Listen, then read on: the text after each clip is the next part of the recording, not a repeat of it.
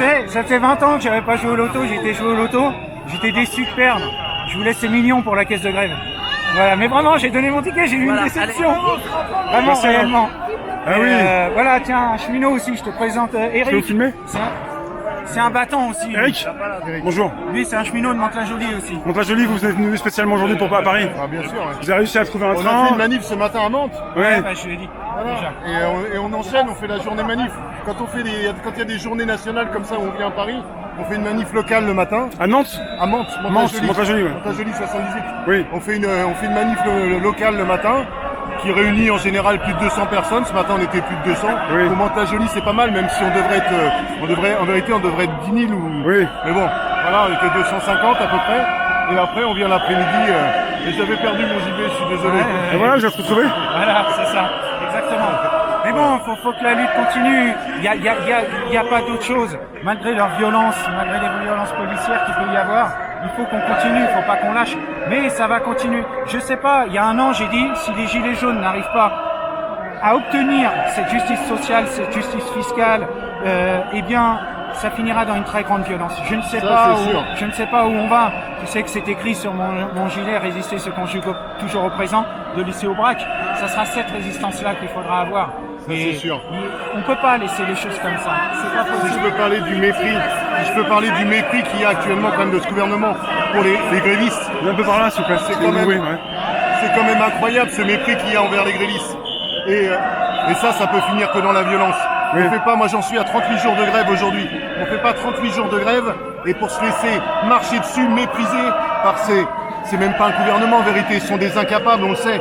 Ils maîtrisent même pas leur propre com, ils maîtrisent même pas leurs propres réformes. Ils sont des tartuffes, pour moi ce sont des tartuffes, mais ce sont des criminels contre leur propre peuple. Puisque regarde, ils exterminent les chômeurs, ils veulent exterminer les retraités, ils veulent exterminer les résistants avec la violence policière, ils veulent exterminer les travailleurs pauvres en n'augmentant pas les minima sociaux et notamment le SMIC, etc. Voilà, ce sont des criminels contre leur propre peuple. C'est pas un gouvernement, c'est une bande de mafieux qui piochent dans les poches de la République française et qui vendent les acquis, qui vendent la propriété du peuple aux capitalistes.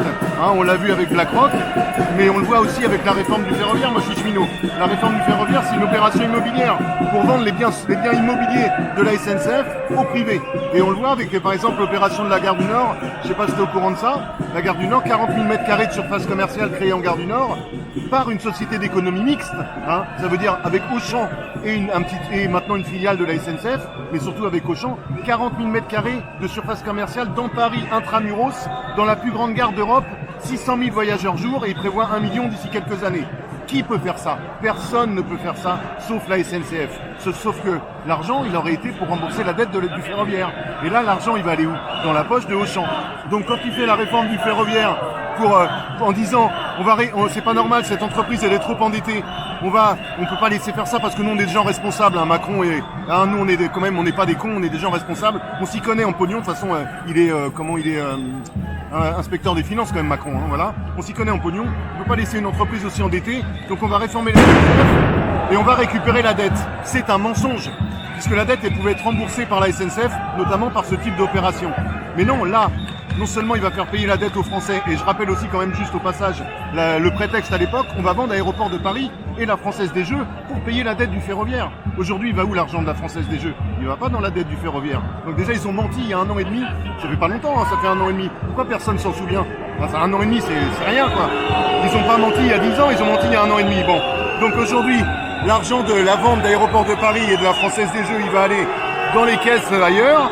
Et on va faire payer la dette du ferroviaire aux Français, et le bénéfice du ferroviaire, il va aller dans la poche de Auchan. Et c'est du billard à 5 bandes, hein. Ils sont forts quand même, ils sont forts. Et on est que ça dans la rue, c'est pas normal. On devrait être 10 fois plus nombreux. Merci Eric. Merci. Voilà.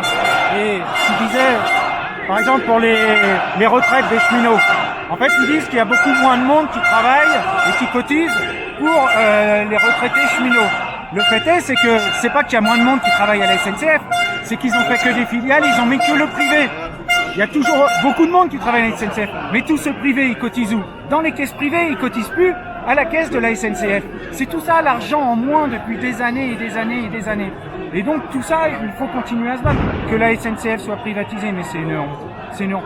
Pour moi, par rapport à l'environnement et tout ça, et l'utilisation des voitures, etc. Pour moi, tout ce qui est transport en commun devrait être gratuit. Partout. Devrait être gratuit partout en France. Et on le voit bien dans les grosses villes. Il y a quelques grosses villes qui l'ont fait et quelques régions qui ont fait la gratuité. Ils disent que, en fait, il y a plus de gens qui prennent les transports en commun. Et même les chauffeurs de bus et tout, ils disent, les gens se mettent à se parler, il y a moins de violence, il y a moins de heurts entre les gens. Et voilà ce que ça amène. Et ça, c'est à peu près 4,5 milliards. Et il faut pas oublier que tous ceux qui prendront le train par le train et que ce sera gratuit, bah, tous les contrôleurs, ils pourront être mis sur d'autres travaux, ça va faire ça en moins. Tout ce qu'ils mettent pour passer là, pour passer les portiques, tout ça, bah, ça sera plus enlevé. Il n'y a plus d'entretien, il n'y a plus de tout ça. Là, il y a 2019, je crois que c'est 77 000 personnes qui ont été blessées sur les routes. Il y en a pendant un an, ils sont à l'hôpital et tout. Combien ça coûte à la société tout ça? Eh ben, s'il y a beaucoup plus de gens qui prennent le train, ils seront moins sur les routes. C'est moins d'accidents. Il faut compter tout ça entre eux. Alors, je dis pas d'enlever les voitures. Bien sûr qu'il y a des coins en France, on peut pas enlever les voitures, c'est pas possible. Mais moi, la gratuité pour l'environnement, pour l'avenir de nos enfants, mais ça devrait être. Voilà, on devrait en parler et ça devrait être mis. C'est juste une orientation politique. Hein. C'est que ça, 4,5 milliards, c'est ce qu'ils ont enlevé de l'ISF. Voilà. Tu mets l'ISF, tu mets la gratuité. Voilà. Mais c'est que des choses comme ça, quoi. Et c'est aberrant. De toute façon, Macron, là, il est esselé. Hein. Lui, il lâchera pas jusqu'au bout. Il va falloir qu'on aille très loin. Il a décidé de ne pas lâcher, de faire comme Thatcher. Voilà. Mais voilà, je ne sais pas jusqu'où ça va aller, mais il y a des fois, ça donne des mauvaises idées, tout ça.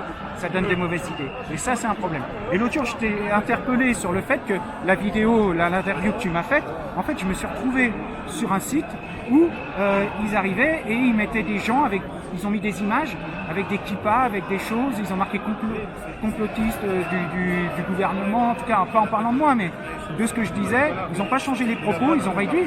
Mais voilà, moi ça me fout les boules, quoi. Ceux qui ont fait ça, ça me fout les boules. Parce que c'est pas normal de prendre quelqu'un comme ça qui parle et de le mettre sur quelque chose sans même me demander, sans même te demander à toi. C'est pas bien de faire des choses comme ça. Après, j'ai été sur le site, en fait, j'ai regardé les commentaires, et en fait, c'était pas vraiment antisémitisme. Tout ce qu'il y avait, c'était des gens qui parlaient, c'était plutôt bien. Donc, je ne comprends pas ce qu'a fait cette personne. C'est incompréhensible, mais j'aimerais bien qu'elle soit enlevée, cette vidéo. Ok, on va voir ça. C'est pas bien de faire des choses comme ça. C'est pas bien. On va voir ça. Bon, toi, ça va sinon? Ouais, ça va. Ouais. Je vais voir ce qui se passe. Je te remercie, Jean-Baptiste. Bah écoute, au plaisir. À bientôt. Merci pour vos messages et ouais, j'ai pris le temps de lire tout ce que vous avez marqué quand j'ai été interviewé et vraiment ça m'a fait chaud au cœur. Ça m'a, ouais, vraiment. Et puis surtout parce que dans les réflexions qu'il y avait, c'était très intéressant. Ça m'a donné à réfléchir. Alors il y a plein de choses à lire, plein de vidéos à voir. J'ai pas le temps pour l'instant, mais j'ai pris les notes. On va en parler. J'ai pris des notes, j'ai pris tout. Je sais que je vais les regarder, mais merci à vous en tout cas. Merci beaucoup. Merci, messieurs. Un dernier petit mot sur le ferroviaire, allez vite fait. Oui, allez, vas-y. Allez-y, pardon. Ouais, non, mais tu peux me tutoyer, y a pas de souci. Ben, le Bureau européen de l'environnement explique quand même que le ferroviaire, en France, c'est 0,3% des émissions de gaz à effet de serre. Quand même, 0,3% pour 1/10 des voyageurs transportés. Donc c'est quand même pas beaucoup. Alors, il y a un loup derrière les 0,3%, c'est que c'est le nucléaire quand même, il faut le dire. Bon. Moi je suis contre le nucléaire, mais néanmoins, pour 10% des voyageurs transportés, c'est quand même pas beaucoup. Le routier, c'est 55%, non, excuse-moi, 95% des émissions de gaz à effet de serre. 50% pour les voitures, 45% pour les camions. Hein. Les camions qui représentent, je sais plus, 25% des circulations seulement. Bon, bref. Mais donc 95% des gaz à effet de serre, c'est le routier. Hein. Et les 5% qui restent, c'est tout le reste, dont le ferroviaire, 0,3%.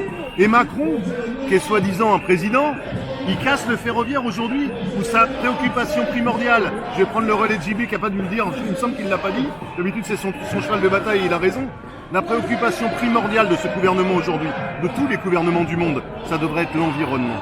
8 milliards d'êtres humains sur Terre, imaginons qu'il y ait 8 milliards de vaches sur Terre, déjà ça détruirait l'environnement. Alors 8 milliards d'êtres humains qui font n'importe quoi, et qui se tirent la bourre, et qui chient dans leur assiette, parce que c'est la réalité, hein, on est des gorées, hein, on est des gorées, hein, et on fait n'importe quoi, et on scie la branche sur laquelle on est assis.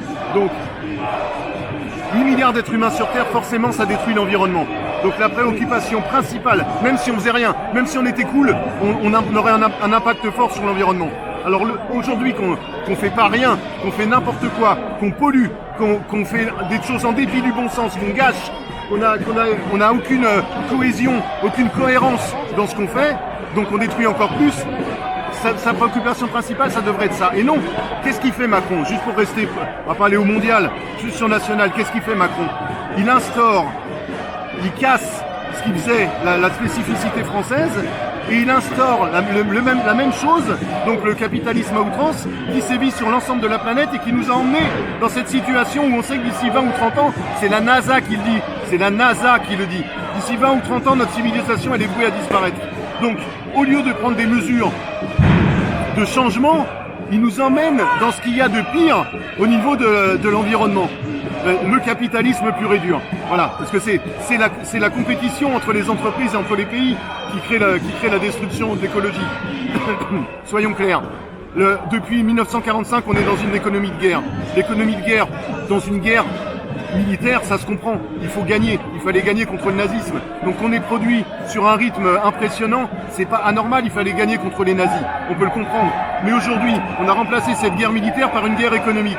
Cette guerre économique, elle nous fait produire à la même vitesse à laquelle on produisait pendant la guerre militaire. Sauf qu'aujourd'hui, ça n'a aucune raison d'être. Et c'est cette production intense qui détruit l'environnement. Donc au lieu de s'attaquer à ça, aujourd'hui il crée encore plus les conditions de cette guerre économique, hein, puisque c'est ça le capitalisme, c'est ça Macron, c'est l'ultralibéralisme. L'ultralibéralisme, c'est la guerre économique. Donc cette guerre économique, elle pousse les entreprises à s'affranchir de toutes les normes. On le voit aujourd'hui. Ils veulent s'affranchir des règles concernant les syndicats et on le voit aujourd'hui, c'est la chasse aux syndicalistes. Moi-même, je suis en procédure de licenciement à la SNCF. C'est la chasse aux syndicalistes dans les entreprises, c'est la chasse aux normes environnementales. On voit très bien que les entreprises, elles essayent d'échapper aux normes environnementales. C'est la guerre économique. Il faut survivre. Pour survivre, si on peut économiser en polluant, plus on pollue, plus on gagne d'argent. C'est ça la réalité dans les entreprises. Parce que ça veut dire que moins on respecte les normes, plus on fait des économies. Donc on dégage plus de marge. Voilà. Donc on dégage de la marge en détruisant l'environnement. Bravo le capitalisme, bravo Macron. Est-ce qu'on continue comme ça ou est-ce qu'on va dans la rue pour arrêter ça? Voilà. Merci. Merci beaucoup. Ils n'ont jamais fait autant à la bourse, hein, donné aux actionnaires. Voilà. Tous les records en 2019. Grâce à la destruction de la nature, bravo. Et enfin, qu'est-ce qu'on va laisser à nos enfants, JB, tu l'as pas dit ça? Qu'est-ce qu'on va laisser à nos enfants? Un monde stérilisé ou quoi? Oui. Un monde vitrifié? Ben, un monde vitrifié, on peut pas vivre. On a l'impression, et je finis là-dessus, on a l'impression, tu sais, il y avait des films où ils faisaient ça. Là, c'est la réalité, quoi. Il y a les films, ils ont été même moins loin que ça. Mais c'est terrible, quoi. Et puis dans tout le truc, je l'avais dit l'autre jour, mais il y a beaucoup de choses où c'est 1984 Orwell, quoi. Voilà.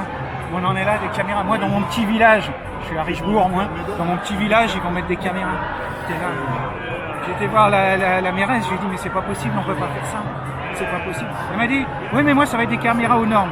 Parce que ce qu'il faut savoir, c'est que dans les villages, partout là, les caméras qu'ils mettent, ils arrivent à prendre les plaques d'immatriculation, ce qui est totalement interdit. Et je lui ai dit, ouais, mais les autres villages, ils le savent maintenant que c'est interdit, donc ils le font plus. Il m'a dit, ah si, ils continuent, ils mettent ça. Donc c'est ça, des caméras partout, partout. Là, on voit en Chine, hein, c'est sur le faciès et tout, les repères, les champs, partout, le facial. Mais c'est dément, c'est dément. Rémi, continue bien bientôt, ton boulot. monsieur, merci. Hein. Prends soin de toi. Faites attention à vous. Ça a gazé là. Ça a commencé à gazer un peu là, on l'a ressenti. Merci. Et à très vite. Hein. À bientôt. Attends, Merci. je vais pas décès mes derniers mots à JB, je suis pas d'accord. Allez-y, monsieur. Non, c'est pour déconner, mais Oui. juste un dernier mot sur l'environnement quand même. Oui. Qu'on ne nous vende pas la loi de l'ultralibéralisme comme étant la loi de la jungle. Faut arrêter avec ce mensonge. On sait maintenant, on sait aujourd'hui par la science que les plantes, même les plantes, elles cèdent entre elles. Hein, dans les forêts, on sait que dans les sous-sols, les champignons aident les arbres à grandir. On sait que les arbres cèdent entre eux. On sait, nous sur notre peau, on a des milliards de bactéries qui nous aident à ne pas tomber malade puisque ce sont des bactéries non pathogènes qui nous protègent des bactéries dangereuses et des microbes dangereux. Dans notre intestin, il y a des milliards de bactéries. On ne les aurait pas, on ne pourrait pas digérer les aliments. Donc il faut qu'on arrête de nous dire que c'est la loi de la jungle et que les animaux se détruisent entre eux, c'est faux. Les animaux s'entraident. Même le prédateur, il aide le troupeau d'herbivores en éliminant les plus faibles, les malades, les vieux. Bon, c'est la loi de la nature, mais c'est pas la loi de la jungle que nous vend le libéralisme. La nature, c'est de l'entraide. C'est plus l'entraide que de compétition. Donc qu'on arrête de nous dire que cette société, c'est le reflet de la nature qui nous entoure, c'est faux. Et de toute façon, la société humaine, elle n'en serait pas là où elle en est aujourd'hui avec 8 milliards d'êtres humains sur Terre s'il n'y avait pas eu de l'entraide. On a commencé par l'entraide. On a commencé par s'organiser et par s'entraider en groupe d'humains. Et aujourd'hui, on veut nous vendre que c'est de l'individualisme et pur et dur et qu'il faut se tirer la bourre entre nous. C'est faux. On peut avoir une société comme avant, comme à l'aube de l'humanité, avec de l'entraide et avec de la cohérence, de la cohésion et de la sympathie et de l'amitié entre nous. Voilà. On est tous ensemble dans le même bateau. Aidons-nous et aimons-nous les uns les autres. Merci. C'est ça. Rémi, bonne continuation.